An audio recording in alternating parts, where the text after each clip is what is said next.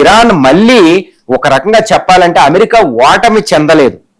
ఎందుకంటే ఓటమి కింద వెనక్కి వెళ్ళిపోతుంది, ఇంకా పెట్టుకోవడం అవసరం లేదు. ఎందుకంటే ఇరాన్ చాలా వీకెండ్ చేసింది. ఇప్పుడు ఇరాన్ ఏంటంటే ఇరాన్ బలం హర్మూజు, దాన్ని దాన్ని ఆధారం చేసుకుని ఒక డీల్ కుదుర్చుకోవాలి. ఇక్కడ ఒకవేళ డీల్ కుదుర్చుకోకుండా అమెరికా అధ్యక్షుడు వెనక్కి వెళ్తే ఇరాన్ ఇబ్బందుల్లో పడినట్టే. ఎందుకంటే హర్మూజ్ స్ట్రైట్ దాని మీద ఒత్తిడి పెరిగితే అది ఓపెన్ చేస్తాయి.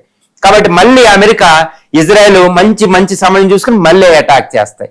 ఇదనమాట. కాబట్టి అమెరికా అధ్యక్షుడు ఇక్కడ ఇంతవరకే చెప్పింది ఏంటంటే ఇరాన్ లో మేము అటాక్ చేయడానికి ఏమీ లేదు అనే మాట చాలా వాస్తవం. సివిలియన్స్ చంపాలంతే, లేదా గ్రౌండ్ అటాక్లు చేసి ఇరాన్ భూభాగం తీసుకోవాలి, అంతేగాని ఇరాన్ లో అటాక్ చేయడానికి ఏమీ లేదని చెప్పొచ్చు. ఉన్నది ఆయిల్ వెళ్తుంది, ఆయిల్ వెల్స్ వీటి మీద అటాక్ చేస్తే ప్రపంచంలో గ్లోబల్ ఆయిల్ రేటు పెరిగింది.